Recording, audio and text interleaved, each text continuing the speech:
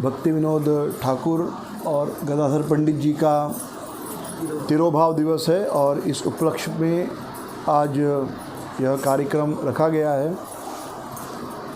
तो वैसे तो इतने समय से भक्त साथ में मिलना बड़ा मुश्किल हो रहा है, तो थोड़ी एक दूसरे की क्या कहते हैं कीमत समझ में आ रही होगी राइट, कि इतने बहुत कम मौक़ों पर मिलना हो रहा है।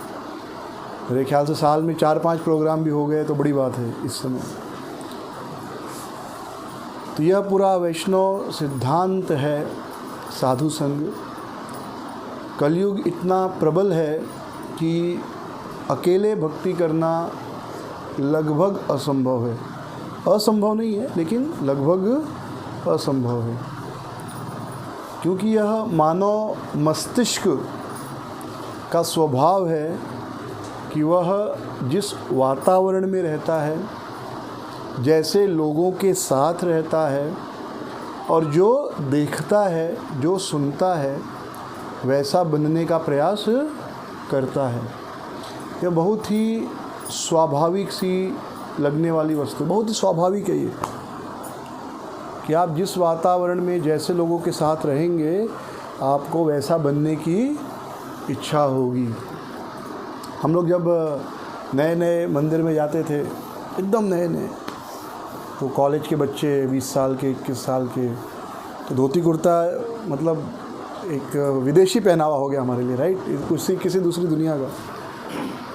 तो पैंट शर्ट ही पहनते थे जब मंदिर में से किसी एक रात रुक गए, 2 रात रुक गए तो पैंट शर्ट में। लेकिन जब पैंट शर्ट में मंगल आरती जाते थे तो सबको देखते थे कि सबके अच्छा धोती कुर्ता पहना है, सबने हेड शेव किया है, शिखा रखा है, तो अपने उस पैंट शर्ट पर और बालों पर शर्म आती थी। क्या पैंट शर्ट में कितना अजीब गंदा लग रहा है, सब देखो अच्छा धोती कुर्ता पहने और हम लोग क्या पहने, पैंट शर्ट, बाल रखे हुए हैं, ये देखो ये सब हेड शेव हैं। लेकिन वही जब आप वहाँ से बाहर निकल आते हैं, स्टेशन पर आते हैं बाकी लोगों के बीच, तो फिर बाल और पैंट शर्ट अच्छा लगता है। फिर धोती कुर्ता और शेवन हेड थोड़ा अजीब लगता है कि अरे यहाँ सब पैंट शर्ट में है, सब जो है बाल रखे और हम उल्टे।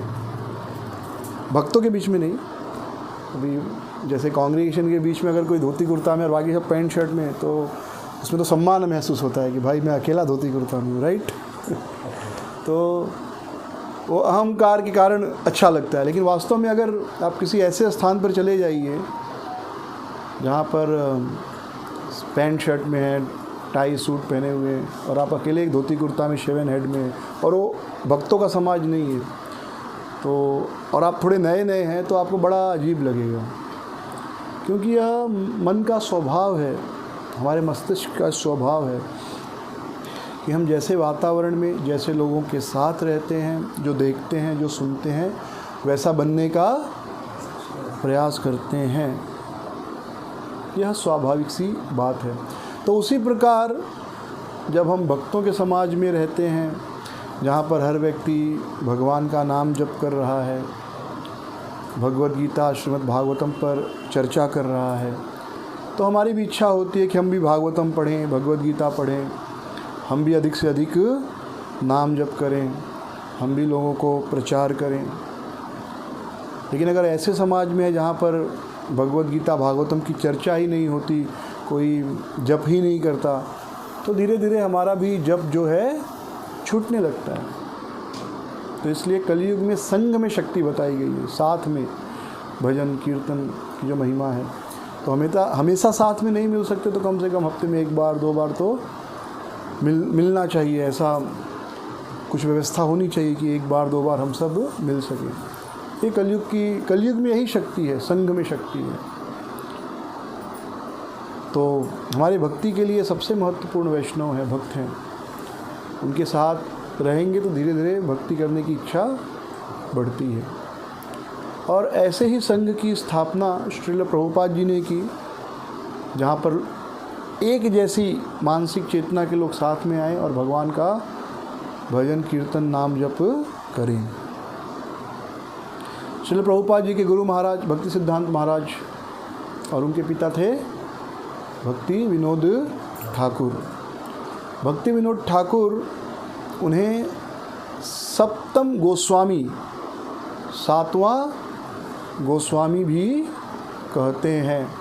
तो 6 गोस्वामी कौन है? श्री रूप सनातन भट्ट रघुनाथ, श्री जीव गोपाल भट्ट, दास रघुनाथ। ये 6 गोस्वामी वृंदावन के। इसका अर्थ यह नहीं कि यही 6 गोस्वामी थे वृंदावन में। लोकनाथ गोस्वामी थे, भूगर्भ गोस्वामी थे, रघुनाथ और बहुत सारे, तो सब गोस्वामी थे। नरोत्तम दास ठाकुर भी गोस्वामी ही थे, ब्रह्मचारी थे, राइट। हाँ, तो गोस्वामी बहुत है, पर ये 6 बड़े प्रसिद्ध। नरोत्तम दास ठाकुर अपनी वंदना में लिखते हैं, ईच्छा गोसाई करे चरण वंदन।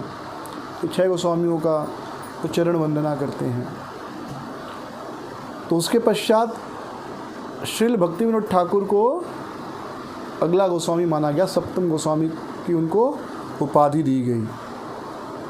तो यह सम्मान या उनका जो कृष्ण भक्ति के प्रति समर्पण है उसको प्रदर्शित करता है।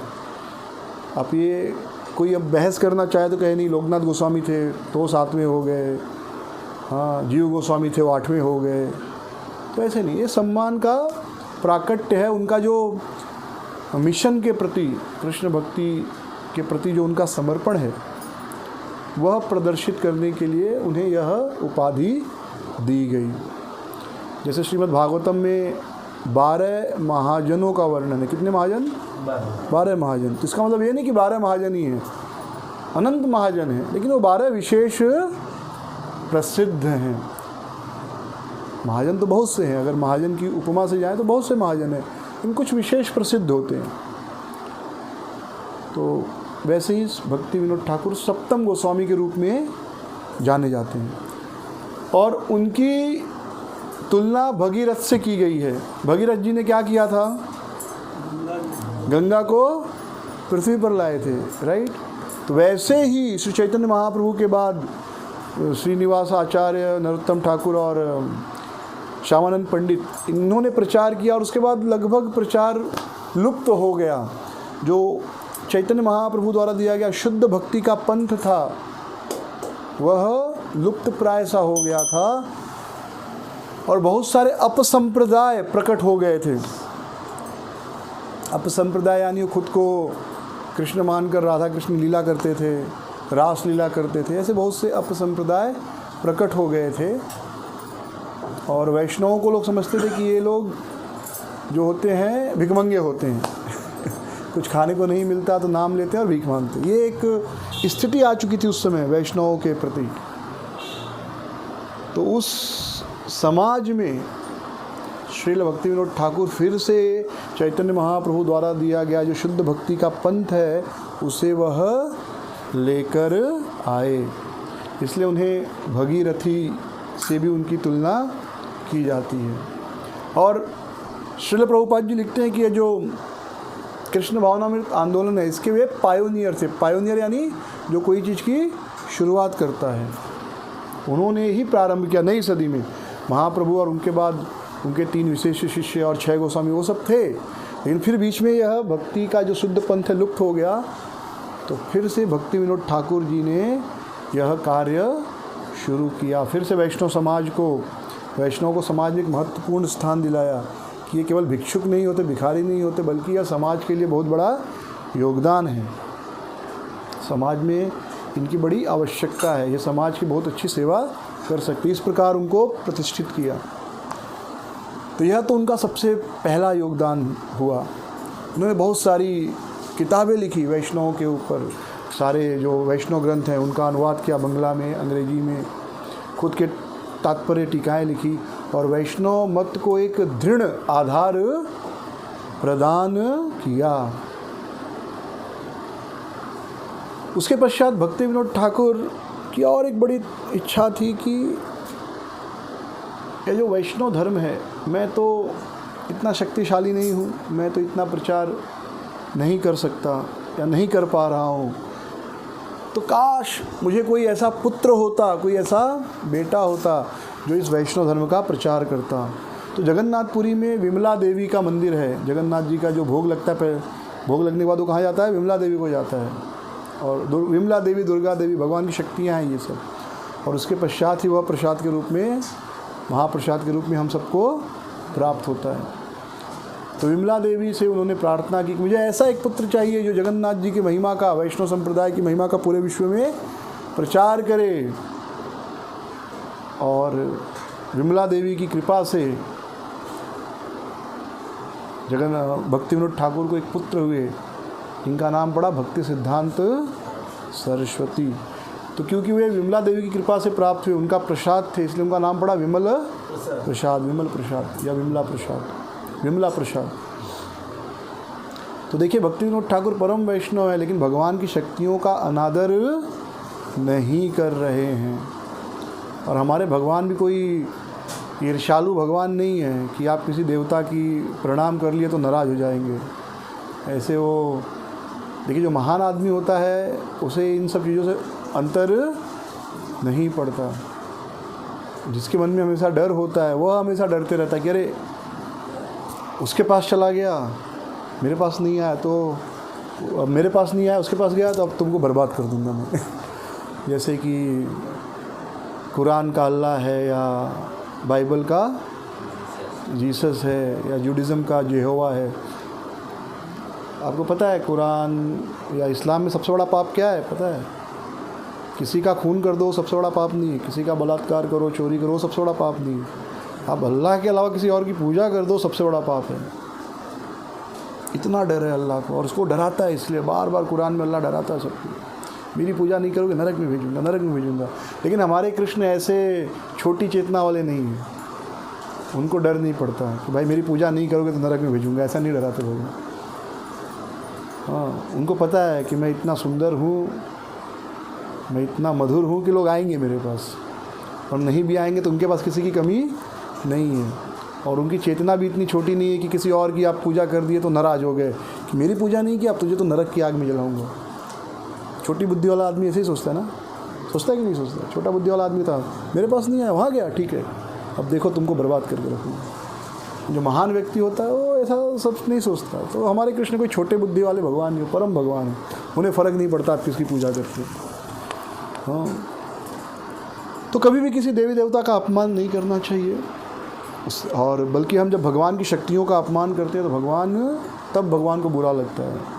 तो भगवान की शक्तियाँ जो हैं, भूदेवी, विमला देवी, ईला, ये सारी भगवान की शक्तियाँ हैं, श्री देवी, भूदेवी। आप कभी भी दक्षिण भारत के मंदिरों में जाएंगे तो भगवान और फिर भूदेवी और श्री देवी, ये दोनों, श्री यानी लक्ष्मी जी, भू यानी पृथ्वी देवी, ये दो मूर्तियाँ आपको हमेशा साथ में मिलेंगी, कृष्ण के साथ, पद्मनाभ जी के साथ, बालाजी के साथ।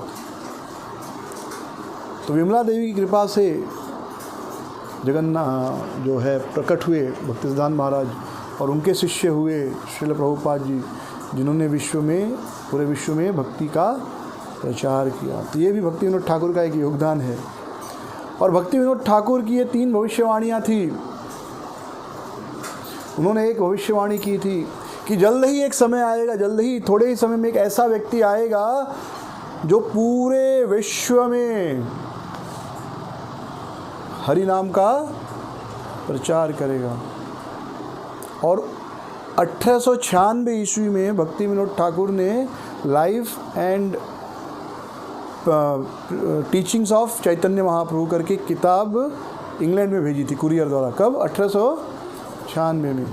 और उसी साल श्रील प्रभुपाद जी का जन्म हुआ था, उसी साल प्रभुपाद जी भी प्रकट हुए।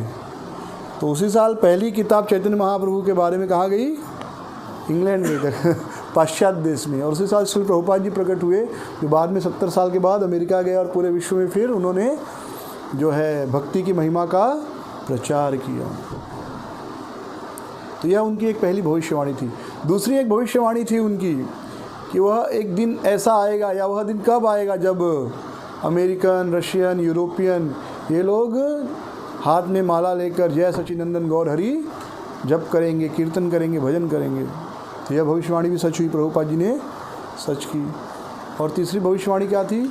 वह दिन कब आएगा जब पूरे विश्व से लोग मायापुर में जो गौड़ीय वैष्णव हैं उनके साथ मिलकर नवद्वीप की परिक्रमा करेंगे, हाथ में मृदंग और करताल लेकर, अपने भारतीय वैष्णव भक्तों के साथ, गौड़ीय वैष्णवों के साथ, विदेशी भक्त, पाश्चात्य देश के भक्त मिलकर मृदंग करताल लेकर परिक्रमा करेंगे। तो वह भी भविष्यवाणी पूरी हुई। और श्रील प्रभुपाद जी की भविष्यवाणी के अगले 10,000 साल यह हरे कृष्णा आंदोलन पूरे विश्व में फैलेगा, पूरे विश्व में इसका प्रचार होगा। और उसके बाद फिर बड़ी तेज़ी से परिस्थितियाँ बिगड़ेंगी और फिर लोग नास्तिक म्लेच्छ यवन बन जाएंगे।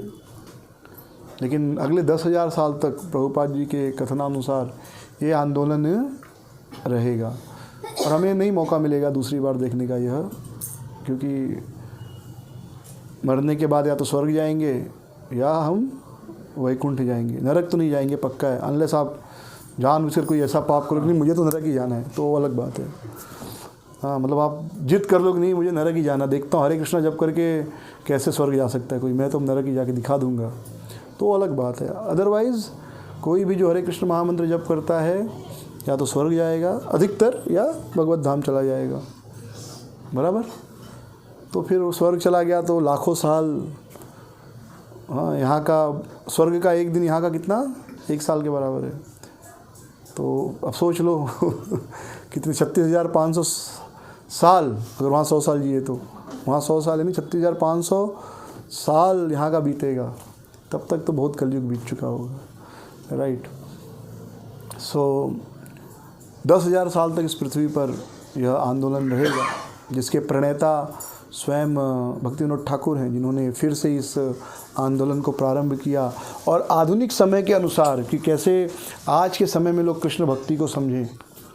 तो श्रील भक्तिविनोद ठाकुर शुरू से भक्त नहीं थे, वो क्रिश्चियन स्कूल में पढ़ते थे, उनको क्रिश्चियन किताबें बहुत पसंद थी, बाइबल इत्यादि का अध्ययन करते थे और हिंदू धर्म के प्रति इतनी कोई विशेष आस्था नहीं थी उनकी। लेकिन बाद में जब उन्होंने चैतन्य महाप्रभु के बारे में पढ़ा, भागवतम पढ़ा, तब वो फुल फ्लेज प्रचारक बन गए। भक्तिविनोद ठाकुर, उनका एक बहुत बड़ा योगदान जो है हम गौड़ी वैष्णवों के लिए, वह है योग पीठ, जहाँ पर चैतन्य महाप्रभु प्रकट हुए थे। तो आज से 200 साल पहले लोग मानते थे कि चैतन्य महाप्रभु का जन्म कहाँ हुआ है, जो नदिया के उस तरफ, जो नवद्वीप में जो मंदिर है ना, कौन सा, गौर, जो विष्णुप्रिया माता ने जो मंदिर बनाया ना चैतन्य महाप्रभु का, तो वहाँ पर मानते थे नवद्वीप में चैतन्य महाप्रभु प्रकट हुए, ऐसी मान्यता थी नदी के उस पार। लेकिन भक्तिविनोद ठाकुर, उन्होंने सभी मैप्स, पुराने नक्शे निकाले और उस आधार पर सारे नक्शों का निरीक्षण करके, अध्ययन करके उन्होंने यह निष्कर्ष निकाला कि चैतन्य महाप्रभु नवद्वीप में नहीं बल्कि मायापुर में प्रकट हुए, जिसका उस समय नाम हो गया था मियापुर। मुसलमानों ने कहीं छोड़ा नहीं है, हर जगह घुस चुके थे वो। हाँ, तो उसका नाम क्या हो गया, मियापुर। और एक दिन ऐसा हुआ कि भक्तिविनोद ठाकुर अपने घर में थे, आप सब लोग, हम लोग गए राइट उनके घर, सुखदा कुंज। तो वहाँ ऊपर आप जाएंगे ना, खिड़की पे ऊपर वाले घर से, तो खिड़की से आपको इस समय हमारा मंदिर भी दिखाई देगा जो नया वाला बन रहा है, वो तो बहुत दूर दूर से दिखाई देता है, इतना ऊंचा है नया वाला मंदिर। तो वहाँ से नदी के उस पार आपको दिखाई देगा अपना मायापुर, जो चैतन्य महाप्रभु का जन्म स्थान है। तो उन्होंने एक दिन स्वप्न में देखा कि वहाँ पर खूब ढेर सारा प्रकाश, और क्या देखा उन्होंने कि चैतन्य महाप्रभु अपने पार्षदों के साथ वहाँ पर नृत्य कर रहे हैं। भक्तिविनोद ठाकुर ने साक्षात चैतन्य महाप्रभु का दर्शन किया था। चैतन्य महाप्रभु कमल के पुष्प पर खड़े हैं, हाँ, और गौर आरती आप सबने पढ़ा है राइट। तो गौर आरती उनकी कल्पना नहीं है, वो साक्षात देख रहे हैं कि कैसे कि बजाय हो जाए गौरा चांदेरा आरती की शोभा, जाह्नवी तट बने, कि कैसे जाह्नवी के तट पर जग मन लोभा, कैसे उनका महान, कितना बढ़िया उनका आरती हो रहा है कि वह दक्षिणे निताई चांद वामे गदाधर, कैसे उनके राइट में चैतन्य नित्यानंद प्रभु हैं और दूसरी तरफ गदाधर पंडित हैं, पांचों जो पंच तत्व के रूप में। और क्या देखा उन्होंने कि ब्रह्मा आरती करे न ब्रह्मा आदि देवगण, ब्रह्मा इत्यादि क्या कर रहे हैं, आरती कर रहे। वो दृश्य देखा उन्होंने, ऐसा नहीं कि नहीं देखा या बस अपने मर्जी से मन में आया तो एक दिन कविता लिख दी, अच्छी नहीं, साक्षात दर्शन किए, जो देखा वो लिखते गए। तो उन्होंने देखा इस प्रकार महाप्रभु सारे पार्षदों को कीर्तन करते हुए। तो अगले दिन उस स्थान पर गए, तो वह स्थान किसी मुस्लिम का था और वहाँ पर केवल तुलसी ही उगती थी और कुछ नहीं, तुलसी का पेड़ ही उगता था और कुछ नहीं, या तुलसी का झाड़ जो भी कहिए, और वहाँ पर और कुछ नहीं। वो मुसलमान व्यक्ति ने कहा कि यहाँ पर कुछ हम उगाते हैं, उगता ही नहीं, केवल यही उगता है, तो हमने उगाना ही छोड़ दिया। तो भक्तिविनोद ठाकुर ने पूरा कैलकुलेशन किया और उन्होंने यह निष्कर्ष निकाला कि यही स्थान जो है महाप्रभु का जन्म स्थान है, योग पीठ है, जहाँ पर योग जुड़ते हैं, भगवान और पृथ्वी, जहाँ पृथ्वी पर कदम रखते हैं, योग पीठ जुड़ना, तो यहीं पर भगवान पृथ्वी पर यहीं पर प्रकट हुए हैं। तो उस समय के जो पंडित इत्यादि थे उन्होंने बड़ा विरोध किया कि नहीं ये गलत है, क्योंकि अगर इस तरफ जन्म स्थान हो जाता तो वहाँ पर जो दक्षिणा इत्यादि आती थी वो बंद हो जाती। पैसे का लफड़ा हर जगह है, ठीक है चाहे वो स्कूल हो, कॉलेज हो, माता पिता हो, पिता बेटी हो, बेटा बेटी हो, पैसा हर जगह आ जाता है। फिर चाहे वो मंदिर हो, पूजा पाठ हो, यहाँ तक कि पिता बेटे के रिलेशन में पैसे का आ जाता है ना। पैसा ठीक से नहीं मिले तो बच्चा नाराज़ हो जाता है पिताजी से।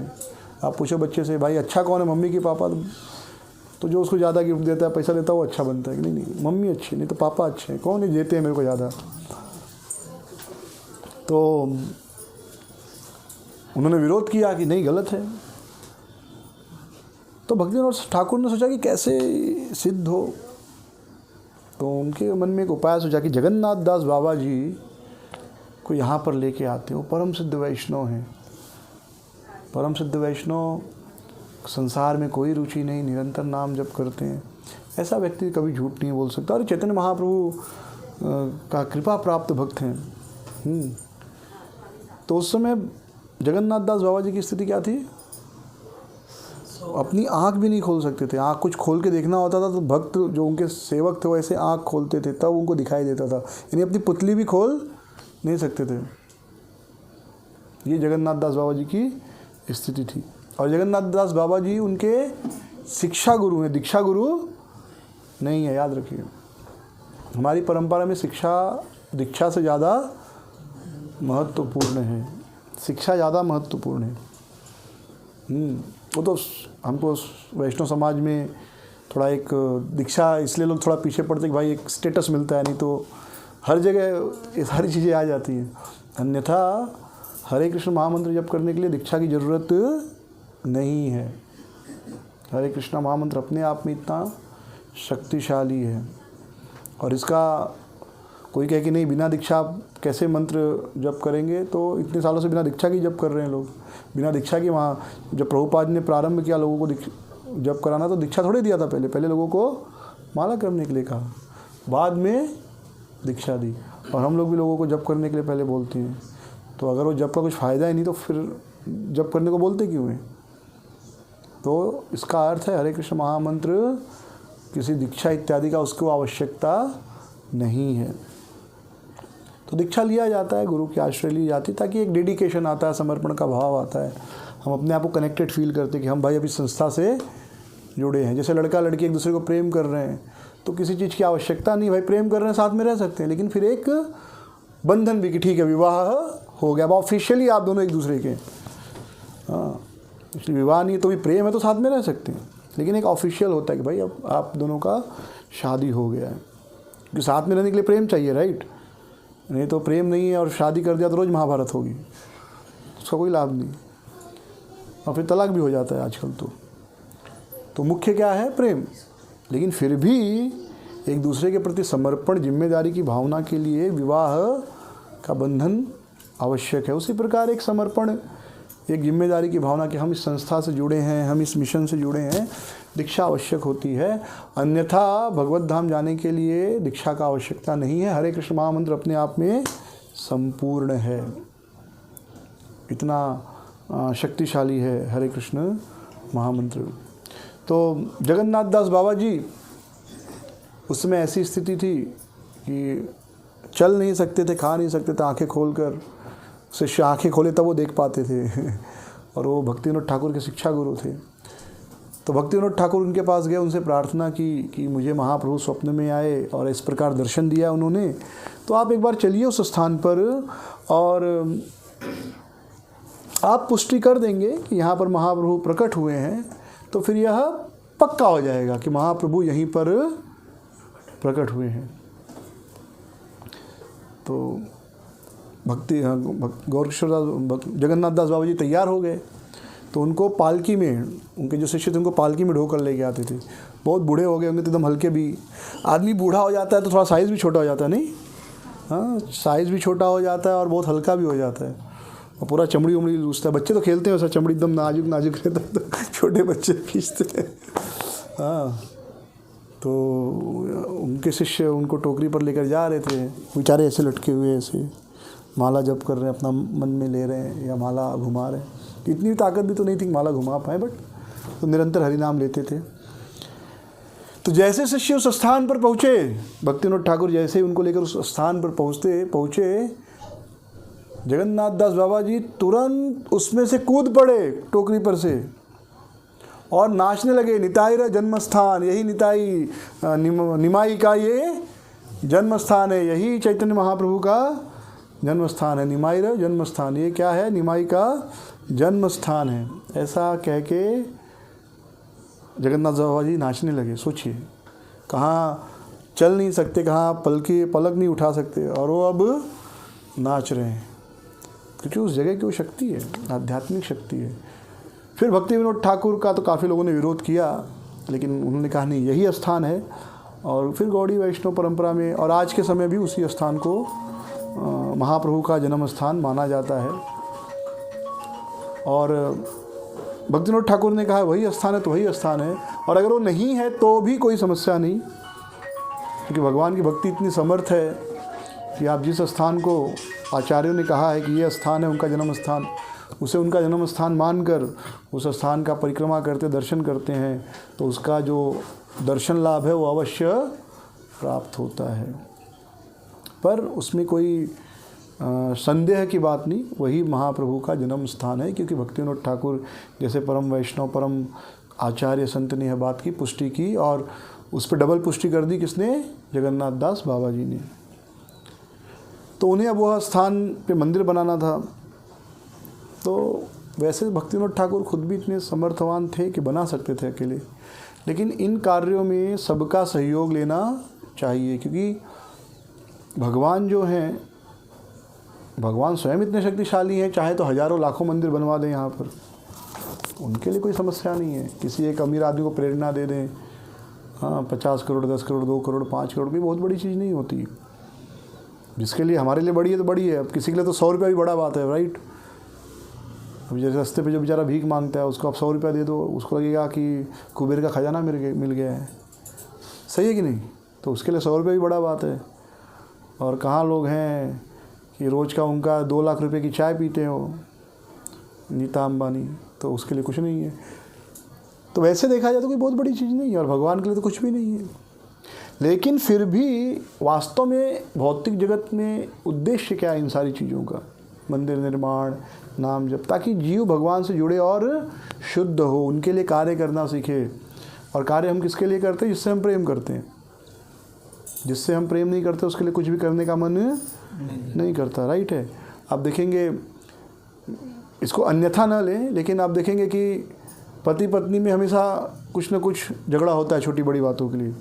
हाँ ठीक है, मैंने खाना बनाया, बर्तन आप मांज देना, होता है। स्पेशली हस्बैंड वाइफ 2 ही लोग हैं तो, या और दोनों वर्किंग है तब तो ज़्यादा होता है। मैंने ये किया तो आप दूसरा काम कर देना, आज मेरा तबीयत ठीक नहीं, आप कर लेना, होता है ये। एक आदमी कहता है मेरी पत्नी बहुत कोऑपरेटिव है, हमेशा खाना और जब हम खा पी लेते तो गर्म पानी ला के दे देती है। दूसरा कहता है क्यों भाई गर्म पानी क्यों? बोलते नहीं, ठंडी में बर्तन मांजने में हाथ कांपता है ना, तो गर्म दे देती है। इतनी अच्छी है। लेकिन आप देखिए, वही माँ, वही स्त्री कभी बच्चे से झगड़ा करती है तो झाड़ू मार देना, आज नहीं बच्चा है उसका सुबह का ब्रेकफास्ट, लंच, और बीमार है तो भी करके देगी। इसका मतलब ये नहीं वो पति से प्रेम नहीं करती। तो एक डिपेंडेंसी का भावना है। तो जिससे हम जितना ज़्यादा प्रेम करते हैं उतना ज़्यादा उस व्यक्ति के लिए फिर अपना स्वास्थ्य इत्यादि का ध्यान न देते हुए उस व्यक्ति के लिए हम कार्य करते हैं। यह जगत में देखी गई बात है। तो भगवान भी चाहते हैं कि लोग मुझसे प्रेम करें, इसके अलावा भगवान को कुछ नहीं चाहिए। और भगवान किसी को डरा के अपने प्रेम के लिए नहीं बुलाते। भगवान अपने रूप माधुरी, लीला माधुरी, गुण माधुरी से आकर्षित करके लोगों को चाहते कि आप मुझसे प्रेम करो, ना कि डर के प्रेम करो। इसलिए आप देखेंगे पूरे भगवत गीता में, पूरे भागवतम में कहीं पर भी किसी को नरक में इसलिए नहीं भेजा जाएगा कि वह कृष्ण को भगवान नहीं मानता। आपने पूरा भगवत गीता में कहीं पढ़ा है, पूरे भागवतम में, कि जो मुझे भगवान नहीं मानता, मेरे अलावा किसी और की पूजा करेगा, उसे मैं नरक में भेज दूंगा? कहीं पढ़ा है किसी ने? कहीं पे नहीं। हाँ, भगवान कहते यान्ति देवव्रता देवान पितृ यानी पितृव्रता, कि जो देवताओं की पूजा करते हो देवताओं के लोग जाते हैं, जो पितरों की पूजा करते हो पितर लोग जाते हैं, और जो मेरी पूजा करते हैं मेरे पास आते हैं। तो कहीं पर उन्होंने ये नहीं कहा कि भाई मेरी पूजा नहीं करोगे तुमको नरक की आग में हमेशा के लिए जलाऊंगा। ज़बरदस्ती का प्रेम, ज़बरदस्ती की पूजा भगवान नहीं लेना चाहते। भगवान योग्य हैं, इतने सुंदर हैं कि अगर कृष्ण के बारे में लोगों को पता चले तो स्वाभाविक रूप से लोग कृष्ण को प्रेम करेंगे। कृष्ण की सुंदरता, उनकी लीला माधुरी, रूप माधुरी, उनके वंशी बजाने की कला, उनकी मधुर लीलाएं, उनकी बाल्य लीलाएं, हाँ, उनकी वाक चातुरी, ये सब इतना मधुर है कि जीव को उनसे प्रेम हो ही जाएगा। तो भगवान को कोई डर नहीं है इसलिए वो किसी को ज़बरदस्ती नहीं करते या किसी को धमकी नहीं देते, मेरी पूजा नहीं करोगे तो नरक में भेज दूंगा हमेशा के लिए होगी। ये हमेशा वाली धमकी कौन देता है? जो ज़्यादा डरता है। तो कोई भी व्यक्ति कृष्ण के बारे में पढ़ेगा, अपने आप प्रेम करने लगेगा। इतने जो हैं भगवान आकर्षक हैं। तो इसलिए हर व्यक्ति को भगवान की सेवा का मौका मिलना चाहिए। तो भक्ति विनोद ठाकुर चाहते तो स्वयं भी इतने सामर्थ्य थे, मैजिस्ट्रेट थे, तो एक छोटा मंदिर तो बना ही सकते थे, कोई बहुत बड़ी बात नहीं थी। लेकिन वो चाहते थे हर जीव का, हर व्यक्ति का पैसा चैतन्य महाप्रभु के मंदिर निर्माण में लगे। क्योंकि जब हम अपना मेहनत की कमाई किसी को देते हैं तो कहीं ना कहीं फिर उसके बारे में हम सोचते भी हैं। जैसे घर में तो नहीं होता, आप अपने बेटे के लिए लाखों हज़ारों खर्चा कर दीजिए, इतना नहीं सोचते। लेकिन अगर किसी बाहर वाले को 5,000 का भी मदद कर दिया है तो पूरा ज़िंदगी याद रखेंगे, याद है मैंने मदद किया था आपको। कभी अपने बच्चों को हम ऐसा बोलते हैं, तो बीमार था तेरे ऊपर 1 लाख खर्चा किया, तेरे ऊपर 2 लाख खर्चा किया, नहीं। लेकिन वही भाई का बेटा हो, पड़ोसी हो, किसी को अगर 10-20 हज़ार दिया तो ज़िंदगी भर खुद याद रखते हैं और उसको कोशिश करते कि वो भी भूले नहीं राइट। तो हम जब अपना मेहनत की कमाई किसी को देते हैं तो सोचते हैं। तो जीव तो कृष्ण को अपना नहीं मानते ऐसे। तो जब वो दान देते तो सोचते हैं मंदिर में मैंने दिया 1 रुपया दान दिया था, हुंडी मैंने 10 रुपया डाला था।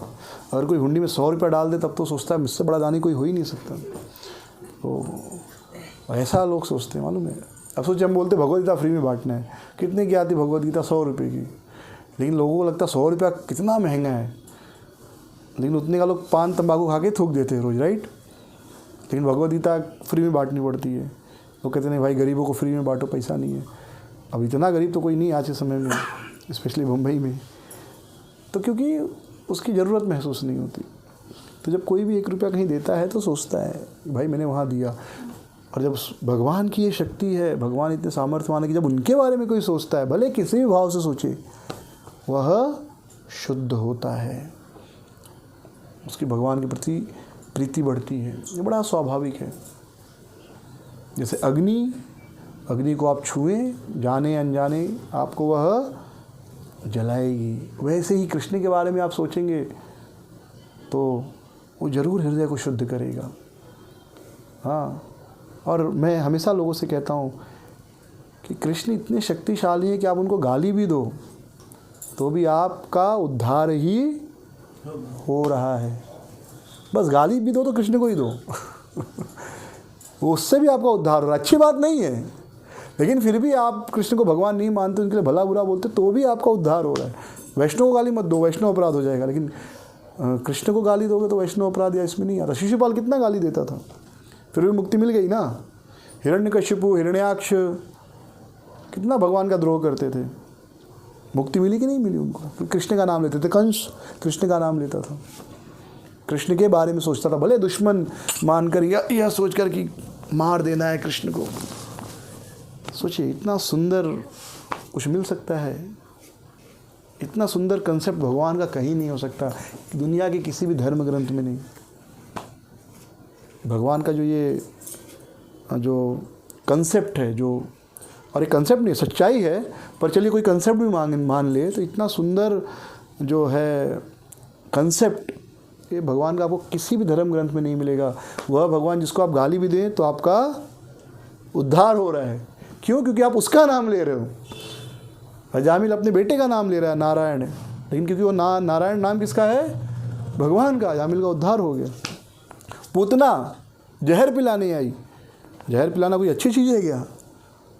हाँ, आपको कोई कहे भाई आपको जहर पिलाने आ रही, तो आप ये मत देखो कि जहर पिलाने आ रही है, आप ये सोचो कि भाई माँ बन के दूध पिला रही है। कितने लोग सोच पाएंगे ये? आप लोग के माँ नहीं हो तो डायन है।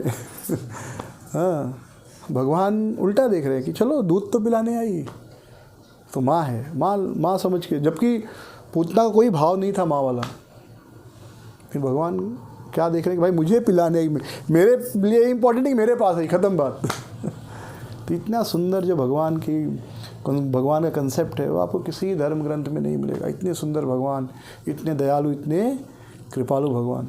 तो इसलिए यह परंपरा है वैष्णव में, और सिर्फ वैष्णव में नहीं, जो हिंदू धर्म में परंपरा है, कुछ भी आप धार्मिक कार्य करते हो उसमें सबका सहयोग लेना चाहिए।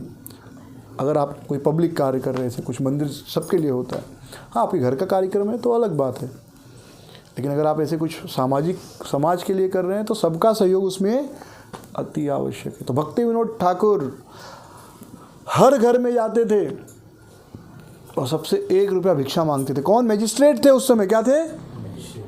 कोई नॉर्मल डॉक्टर इंजीनियर, मैजिस्ट्रेट के हाथ में पूरा जिला होता है, बराबर ना? डीएम बोलते, right? District magistrate, collector, magistrate, यही सब बोलते हैं। गांव में झगड़ा होता है, हाँ तो बड़ा कलेक्टर बन गया बाटा ना, बड़ा कलेक्टर हो गया क्या? मतलब कलेक्टर बहुत बड़ा चीज़ होता है, कलेक्टर, मैजिस्ट्रेट। तो मैजिस्ट्रेट थे, लेकिन फिर भी हर घर में जाके 1-1 रुपया भिक्षा मांगते थे कि भाई नित्य चैतन्य महाप्रभु का योगपीठ में मंदिर बनाना है। और लोग हैरान हो जाते थे, देखो मैजिस्ट्रेट आदमी है, इतना शक्तिशाली आदमी। वो इतने शक्तिशाली थे कि उनका इतना रुतबा था अंग्रेजी सरकार में कि स्वयं उनको लेके आने जाने के लिए उनके घर के पास से रेलवे लाइन बनाई गई थी। अभी शायद सरकार ने उखाड़ दिया, ममता बनर्जी राक्षसी, उसकी सरकार ने उखाड़ दिया, नहीं तो अब तक था। हाँ, पर अब पिछले 3-4 साल से शायद उसने बर्बाद कर दिया है, डायन है वो। सो एनीवे, सोचिए, अभी जैसे कोई कहे कि सिंह प्रभु जी आपके घर के बगल से, नहीं, उनके तो घर के बगल से ही रेलवे स्टेशन है, अलग बात, सॉरी, उनके लिए ऑलरेडी गवर्नमेंट ने व्यवस्था किया है, पर अभी अंबिका चरण इतना दूर रहते हैं, यहाँ से दूर जाना पड़ता है ना, तो यहाँ से बोले आपके बगल से रेलवे स्टेशन निकलेगा, यहाँ से पटरी, यहाँ आपके घर के सामने आके ट्रेन रुकेगी, आप बैठो और सीधा पनवेल ऑफिस। ऐसी व्यवस्था थी उनके लिए। और सोचिए कितना पावरफुल अधिकारी रहे होंगे वो। 1 मिनट इनका वेस्ट नहीं होना चाहिए। वो व्यक्ति लोगों के घर पे जाके भिक्षा मांग रहा है, 1-1 रुपया दे दो। उस समय 1 रुपया मतलब काफ़ी होते थे, ठीक है, आज से 150-200 साल पहले की बात है ये। तो उस समय 1 रुपये की वैल्यू थी।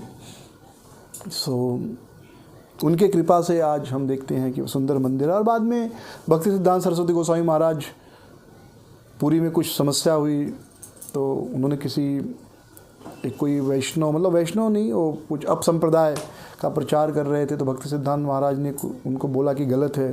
तो उनके जो दूसरे शिष्य थे, दूसरे बाबा के शिष्य, वो भक्ति सिद्धांत महाराज के ऊपर आक्रमण इत्यादि किए। तो भक्ति विनोद ठाकुर ने उनको फिर भेज दिया योगपीठ कि आप पहले योगपीठ का देखभाल करो, बाद में आप क्या प्रचार करना है देखेंगे। तो फिर योगपीठ का सेवा इत्यादि भक्ति सिद्धांत महाराज ने दिया।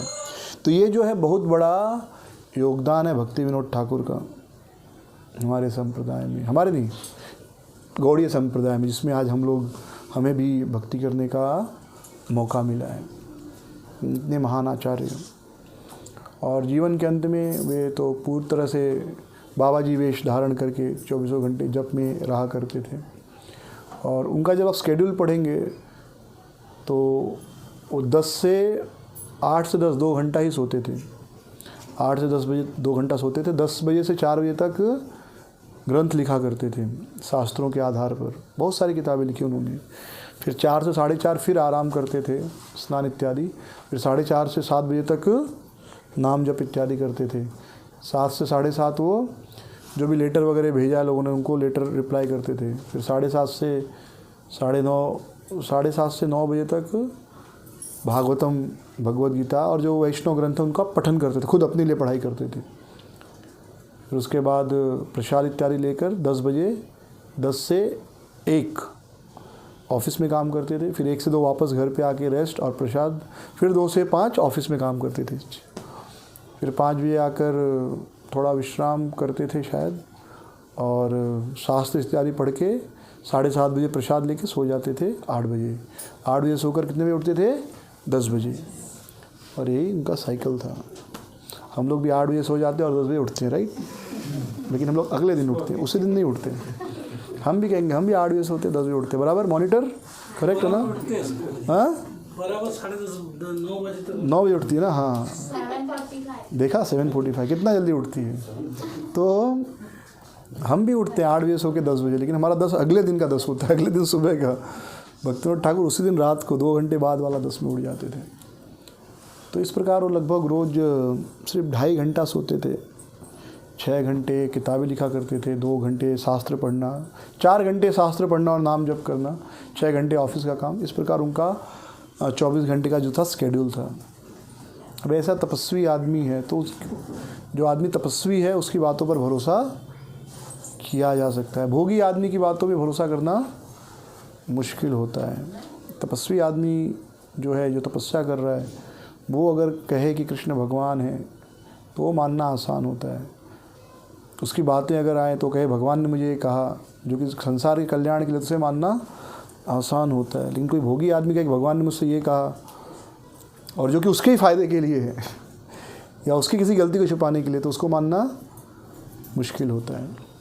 तो ऐसे तपस्वी, प्रभुपाद जी जैसे तपस्वी, क्योंकि कृष्ण को हमने नहीं देखा है, अनुभव नहीं किया, लेकिन हमारा विश्वास क्या है? हमारा विश्वास है कि भक्तिविनोद ठाकुर, भक्ति सिद्धांत महाराज ऐसे तपस्वी लोग, जिन्हें अपने शरीर मन की सुख के लिए कुछ नहीं करना है, कोई इच्छा नहीं, और अपने लिए उन्होंने कभी कुछ किया भी नहीं, वे कहते हैं कृष्णस्तु भगवान स्वयं।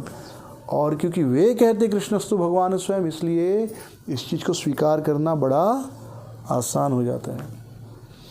जब आदमी खुद का फ़ायदा, अब कोई आदमी कहे कि मैं सपने में मुझे आया कि मैं भगवान हूँ, तो मानना मुश्किल हो जाता है। आप देखेंगे भी कि जैसे आज इलेक्शन में भी किसी का नाम नॉमिनेशन करना होता है, तो भले हम नाम देने जाते, पर कोई दूसरा प्रस्ताव देता है कि भाई इनको आप, इनका नाम, ये इलेक्शन लड़ेंगे इस पार्टी से। वो भले क्या कहते हैं, फॉर्मेलिटी है, लेकिन है कि कोई दूसरा आदमी आपका नाम का अनुमोदन करेगा। आप खुद ही अपने नाम का अनुमोदन करोगे तो एक्सेप्ट नहीं होता, साधारण व्यवहार में भी। तो कोई खुद ही आगे कहे कि मैं ही जो है ऊपर वाले का संदेशवाहक हूँ, पैगंबर हूँ, प्रॉफिट हूँ, और फिर दूसरे को भले तुम 4 शादी कर सकते हो, मैं 7 शादी कर सकता हूँ, मुझे उसने अलाउ किया है, तो थोड़ा सा फिर विश्वास करना मुश्किल हो जाता है। और भी जो भी गलत सही बातें हैं, वो मुझे कर दिया उसने, मेरे लिए अलाउ किया है, तुम्हारे लिए, तो फिर शक होता है कि भाई आदमी को अपना ही फ़ायदा है, अपने खुद ही बोल रहा है अपने मन से उसका नाम लेके। लेकिन जिस व्यक्ति को अपने लिए कुछ नहीं करना है, जैसे प्रभुपाद जी हुए, क्या लाभ था उनको? कोई कहेगा नहीं बहुत नाम मिला, लेकिन जब अमेरिका गए 70 साल में, तो क्या था उनके पास? किसी भी क्षण मर सकते थे, इतना खतरा लेके तो कोई नहीं जा सकता। उसके पहले भी जो 10 साल प्रचार किए, उसके पहले जब गृहस्थ में रह के किताबें लिखते थे, तब कौन सा नाम था उनके पास? तो ऐसे व्यक्ति जब कहते हैं कृष्णस्तु भगवान स्वयं, तो हमें और आपको संदेह करने का कोई कारण नहीं रह सकता। हम पूरे विश्वास से कृष्ण को भगवान स्वीकार कर सकते, भले हमें अनुभव नहीं है। जब वे कहते हैं हरे कृष्ण जप करने से आप भगवान को पा सकते हैं, तो कोई शक करने का, संदेह करने का कारण ही नहीं है, क्योंकि वे इतने त्यागी हैं। तो जैसे भक्तिविनोद ठाकुर इतने त्यागी, इतने संयमी, पूरा जीवन दूसरों के लिए, वैष्णव प्रचार के लिए, वैष्णव कार्य के लिए, तो ऐसे लोगों पर विश्वास करना बड़ा आसान है। रघुनाथ दास गोस्वामी केवल छाछ पी के जीवित हैं, 3 दिन में एक बार छाछ पी रहे। वो आदमी अगर कहता है चैतन्य महाप्रभु ईश्वर हैं, तो फिर संदेह की कोई गुंजाइश ही नहीं है। आप देखिए जैसे साईं बाबा के भक्त हैं, कितने लोग विरक्त हुए हैं कोई विरक्त नहीं है। तो पहला चीज़, जब हमें खुद लाभ नहीं चाहिए संन्यास का या विरक्ति का जीवन जीना, उस समय यदि हम कोई बात कहते तो उसका एक वैल्यू होता है। तो हमारे सारे जो हम जिस संप्रदाय में, सभी आचार्यों को देख लीजिए, और वो जब वो कहते कृष्णस्तु भगवान स्वयं, कृष्ण स्वयं भगवान है, तो फिर संदेह की कोई गुंजाइश नहीं रहती। जब तुलसीदास जी रामचरितमानस में भगवान राम की महिमा का वर्णन करते हैं, कलयुग केवल नाम आधारा, कलयुग में केवल नाम का ही आधार है जो अपनी सुंदर पत्नी को त्याग सकते हैं, हाँ सन्यासी का जीवन जी रहे। तो ऐसा व्यक्ति जब कहता है कलयुग केवल नाम आधारा, तो फिर संदेह का कोई गुंजाइश नहीं, क्योंकि उनको उसमें कोई लाभ मिलने वाला नहीं है। तो जो कुछ भी कहेंगे दूसरों के कल्याण के लिए कह रहे हैं। तो उसी प्रकार भक्ति विनोद ठाकुर ने इस जो यह संप्रदाय है, यह जो वैष्णव धर्म है, इसमें बहुत बड़ा योगदान दिया। तो आज का ये बड़ा ही शुभ दिन है। वैष्णव आज पुनः वे अपने नित्य सेवा में, इस दुखमय भौतिक संसार को छोड़कर भगवत सेवा में चले गए। श्री भक्ति विनोद ठाकुर की। और आज गदाधर पंडित जी का भी तिरुभाव दिवस है। तो गदाधर पंडित कौन है? श्रीमती राधा रानी, जो कृष्ण लीला में राधा रानी हैं, वही गदाधर पंडित के रूप में प्रकट हुए। क्योंकि चैतन्य महाप्रभु किसी स्त्री का संग तो करेंगे नहीं सन्यासी के रूप में, तो इसके लिए वो पुरुष के रूप में आए नहीं तो स्त्री के रूप में आते तो फिर 24 साल सन्यास के बाद जो महाप्रभु की दिव्य लीलाएं, उसका आनंद नहीं ले पाते ना। इसलिए राधा रानी गदाधर पंडित के रूप में प्रकट हुए। तो गदाधर पंडित चैतन्य महाप्रभु के समकालीन ही थे, एक ही उम्र के, उनके उम्र में कोई ज़्यादा अंतर नहीं था कोई। और गदाधर पंडित जब चैतन्य महाप्रभु सामने से आते थे तो उनकी सुंदरता देखकर वो मुग्ध हो जाते थे, लेकिन साइड में हो जाते थे। क्यों? क्योंकि उस समय निमाई क्या थे? निमाई पंडित थे, शास्त्र तर्क वितर्क। तो गदाधर पंडित डरते थे, इतना कौन बहस करेगा। कुछ लोगों को होता है डिबेट में बड़ा मज़ा आता है, स्पेशली मेरे जैसे लोगों को, हर चीज़ में बहस, हर चीज़ में मतलब जो भी है, भागवत कुरान भगवत गीता हाँ, विशेष आनंद आता है मुझे उसमें। तो महाप्रभु भी जो है, महाप्रभु के ही संप्रदाय वाले हम लोग हैं, तो थोड़ा बहस का आदत होना भी चाहिए, राइट शास्त्रों को तोड़ना मोड़ना। एनीवे, सो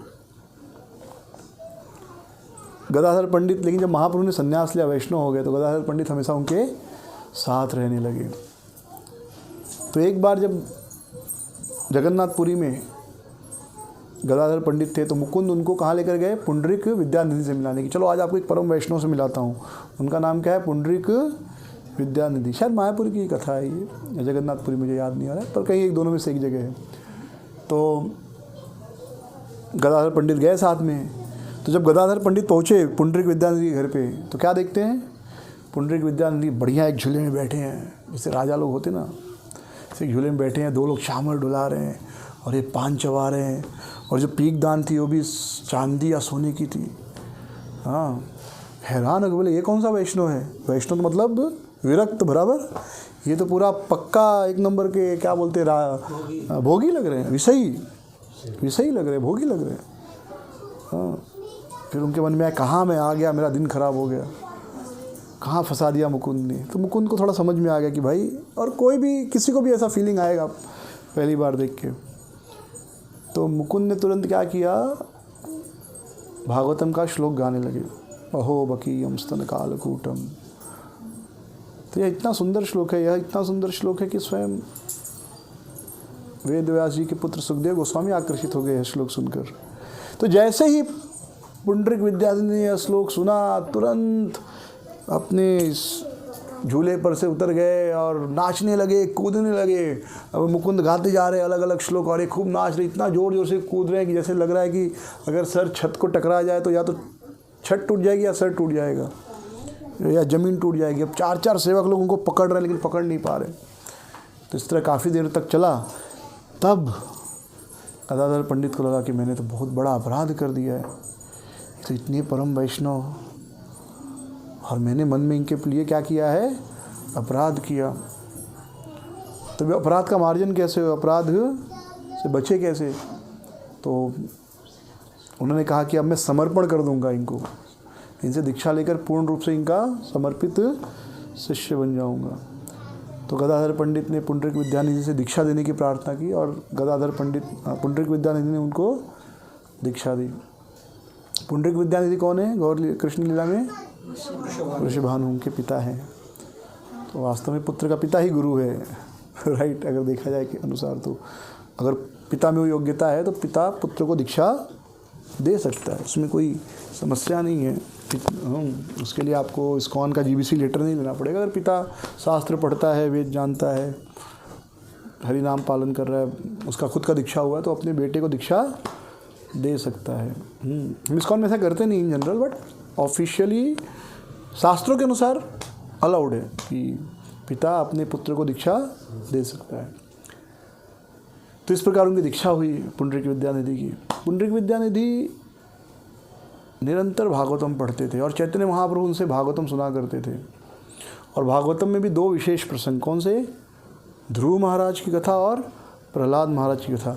और ये दोनों कथाएं चैतन्य महाप्रभु ने पुंडरीक विद्यानिधि से 100 बार सुनी, 1 बार 2 बार 3 बार 100 बार, क्योंकि दोनों कथाएं इतनी श्रेष्ठ हैं।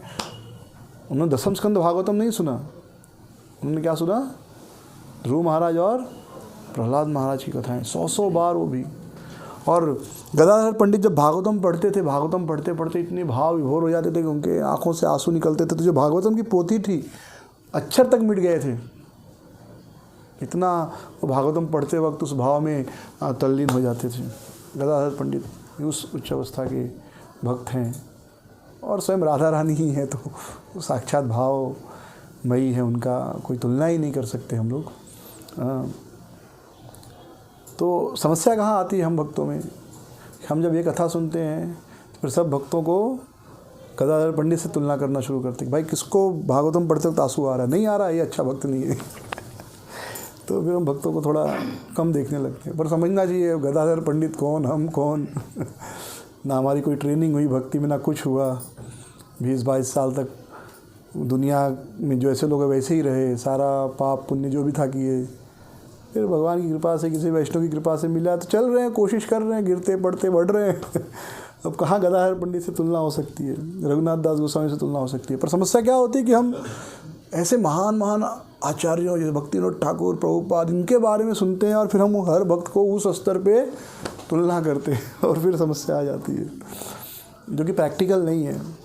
तो गदाधर पंडित भागवतम पढ़ते थे, आंसुओं से पूरा पोथी गीला हो जाया करती थी। गदाधर पंडित का बड़ा विशेष प्रेम था चैतन्य महाप्रभु से, और उन्होंने क्षेत्र संन्यास ले रखा था। क्षेत्र संन्यास मतलब जिस क्षेत्र में उस क्षेत्र से बाहर वो नहीं जाएंगे। और वे गोपीनाथ जी की सेवा किया करते थे। टोटा गोपीनाथ गए, बड़ा सुंदर जगह है, आज भी गांव में पूरा, मतलब जगन्नाथपुरी में है और आसपास पूरा गांव जैसा ही है। अभी तक शहरीकरण नहीं हुआ है, भगवान की बड़ी कृपा है, अभी भी उसका शहरीकरण नहीं हुआ है वृंदावन जैसा। वृंदावन तो पूरा सिटी बन गया है, अब लगता ही नहीं कि कभी वन रहा होगा, ऐसा पूरा शहर बना दिया है। आज भी वृंदावन में जाइए तो फिर नंदगांव बरसाना थोड़ा ठीक लगेगा, या मधुबन वगैरह चले जाइए तो लगेगा हाँ अभी भी ये वृंदावन में आए हम लोग। मधुबन ये सब जगह चले जाएंगे, क्योंकि वृंदावन प्रॉपर वृंदावन में तो लगता है नहीं कि वृंदावन है, तो पूरा बम्बई ही लगता है। 5 स्टार होटल है वहाँ पे चाउमीन मिल रहा है खाने के लिए, पिज़्ज़ा मिल रहा है, वैसी हालत हो गई है। एनीवे, उस स्थान का प्रभाव आज भी है। अपने दृष्टि से हमको आज वो लगता है कि बम्बई शहर हो गया, वो अलग बात है। तो वो जो गोपीनाथ जगह वो भी बहुत सुंदर है। तो गदाधर पंडित गोपीनाथ जी की सेवा किया करते थे। वो टोटा गोपीनाथ तो एक अर्थ में ये देखा था कि टोटा यानी बगीचा, वो आसपास पूरा बगीचा है, इसलिए वो नाम पड़ गया टोटा गोपीनाथ। हाँ, जैसे अगर किसी शहर में समझो आपके मोहल्ले में 2 बच्चों का नाम एक ही हो तो फिर नाम से बुलाते ना, अरे उधर वाला उसको बुलाओ, बराबर है, क्योंकि गोपीनाथ जी तो बहुत हैं। तो कौन सा वो टोटा गोपीनाथ, मतलब वो जो बगीचे वाले हैं ना वो गोपीनाथ। ऐसे समझो 3 लोगों का नाम रमेश है, तो अब रमेश को बुलाओ, कौन सा रमेश को बुलाओ, अरे वो फलाना गांव वाला रमेश को, तो मतलब तो नाम ही हो जाएगा गांव वाला रमेश। जैसे हरिदास करके 2 थे, तो 2 भक्तों का नाम हरिदास था, एक तो हरिदास ठाकुर और दूसरे और एक भक्त हरिदास था, तो उनका नाम हो गया छोटा वाला। हरिदास को बुला, कौन सा हरिदास? वो छोटा वाला जो है उसको, तो उनका नाम ही पड़ गया क्या? छोटा हरिदास। वैसे ही गोपीनाथ जी तो बहुत से वृंदावन में, तो जब भी गोपीनाथ की बात होती थी तो कौन से गोपीनाथ? वो टोटा जो बगीचे में है, बगीचा नहीं टोटा, टोटा गोपीनाथ। अच्छा, तो उनका नाम पड़ गया टोटा गोपीनाथ। तो गोपीनाथ जी खड़े थे, खड़े थे मतलब जो है जैसे हर मूर्ति होती है भगवान की, और गदाधर पंडित सेवा किया करते थे। लेकिन फिर एक समय आया जो जब भगवान या उनके पार्षद आते हैं, भगवान तो नहीं पर उनके पार्षद जो आते हैं वो भौतिक नियमों का पालन करते हैं, तो उन्होंने वृद्ध वाली लीला भी की गदाधर पंडित ने, भाई अब मैं बूढ़ा हो गया, घुटने दुखते हैं, अब मैं खड़े होकर आपका ड्रेसिंग वगैरह नहीं कर सकता। तो गोपीनाथ ने कहा नहीं, इस ड्रेसिंग आप ही करोगे। तो गदाधर पंडित ने कहा लेकिन अब मैं खड़े होना, बार बार खड़े होना बैठना मेरे से नहीं होगा। आपने देखा होगा बूढ़े आदमी एक बार खड़े होने में आधा घंटा लगाते हैं, बैठने में आधा घंटा लगाते हैं, बराबर। हम लोग फटाक से खड़े होते बैठते पता नहीं चलता, लेकिन 40, 50, 55, 60 धीरे धीरे बैठने खड़े होने में तकलीफ पता चलती है। हाँ, तो फिर पता चलता है खड़ा, मतलब राइट, आपको भी अनुभव हो रहा होगा। हम लोग को, मुझे कभी कभी होता है, हमेशा नहीं, मतलब किसी किसी दिन ऐसा लगता रहे पैर दुख रहा है, 10 साल बाद पता नहीं कितना रहेगा। एनीवे, तो गदाधर पंडित ने कहा भाई बार बार खड़ा होना बैठना पॉसिबल नहीं होगा मुझसे, अब नहीं होगा। तो गोपीनाथ ने कहा ठीक है, आप खड़े नहीं हो सकते, मैं बैठ जाता हूँ। पालथी मार के बैठ गए। तो आज भी गोपीनाथ जी वहाँ बैठे हुए ही हैं, बैठे स्वरूप में हैं। तो इतना जो उनसे सेवा लिया करते थे। तो हुआ यूँ एक बार कि चैतन्य महाप्रभु जगन्नाथपुरी छोड़ के वृंदावन जा रहे थे, गदाधर पंडित उनके पीछे पीछे आए। तो जब बाउंड्री के बाहर आने लगे तो महाप्रभु ने कहा बस हो गया, आप वापस जाओ, गोपीनाथ जी का सेवा कौन करेगा? तो उन्होंने कहा गोपीनाथ को छोड़ो, मुझे आपके साथ रहना है। तो महाप्रभु ने कहा नहीं नहीं, लेकिन आपने क्षेत्र संन्यास लिया है ना, आपका नियम टूट जाएगा, पाप लगेगा। गोपीनाथ जी ने कहा पाप लगेगा चलेगा, और आप जहाँ वही जगन्नाथपुरी है, मैं आपको छोड़ नहीं सकता। फिर महाप्रभु ने कहा नहीं नहीं, इष्ट की सेवा करनी चाहिए, मुझे बड़ा दुख होगा अगर तुम गोपीनाथ जी की सेवा छोड़कर मेरे साथ आओगे। तो भक्त का स्वभाव है भगवान को दुख देना नहीं चाहता है, तो भगवान को दुख नहीं हो इसलिए वे वापस आ गए, बेहोश हो गए और फिर वापस आए और गोपीनाथ की सेवा में लग गए। तो इस प्रकार महाप्रभु के एक एक पार्षद हैं, और उस संप्रदाय में, उस परंपरा में हम लोगों को भक्ति करने का भाग्य मिला है।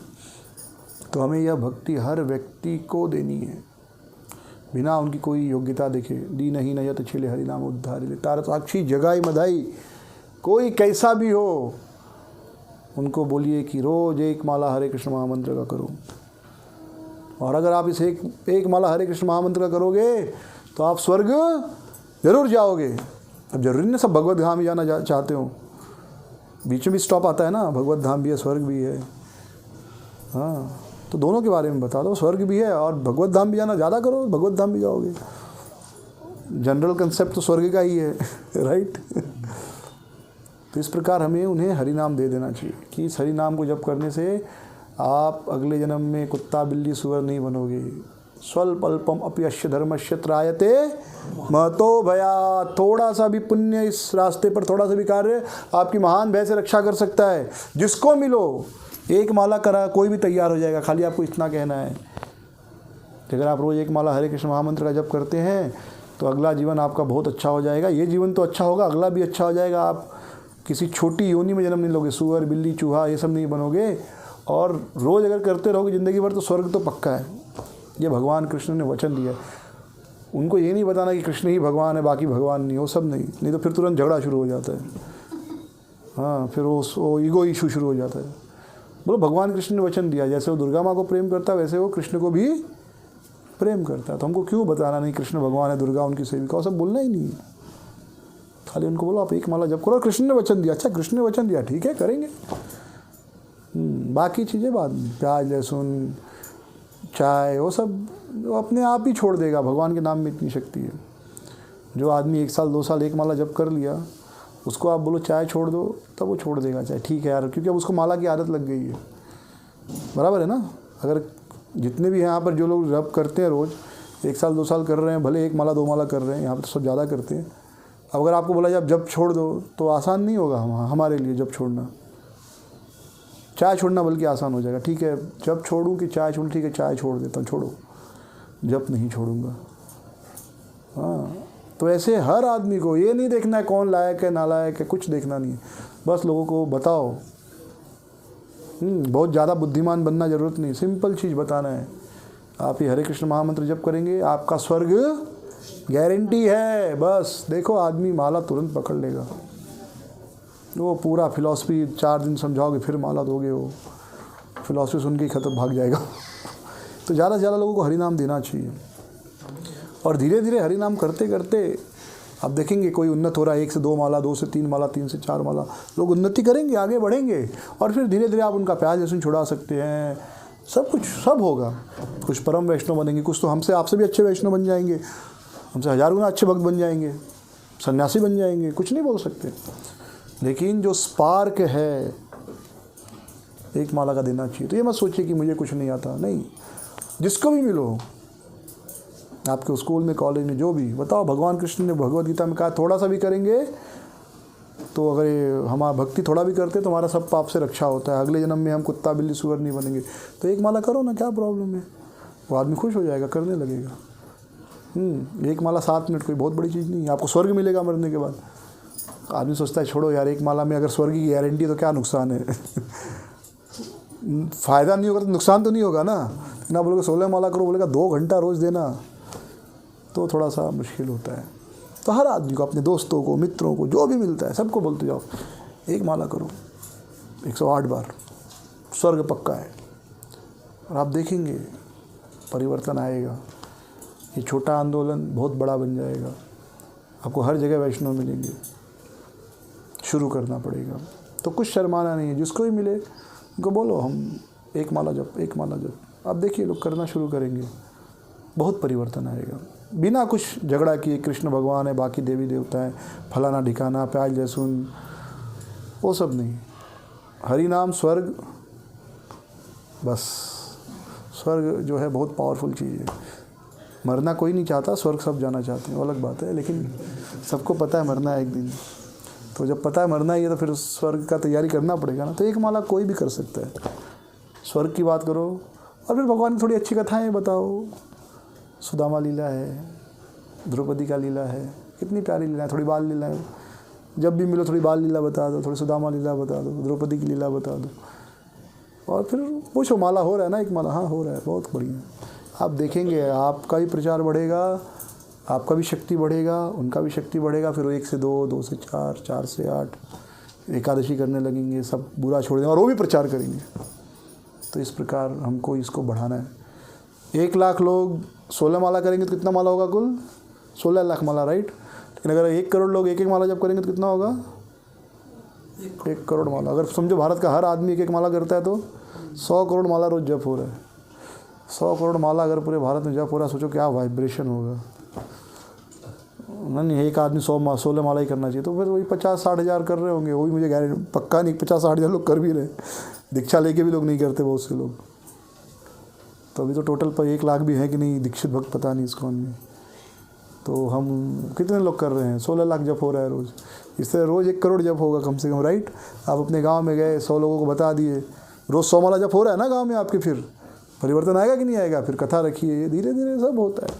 तो इस प्रकार हमको ये जो भक्तिनाथ ठाकुर का विधि है सबको देना है। और आप विश्वास मानिए, उसमें से वैष्णव, परम वैष्णव सब निकलेंगे।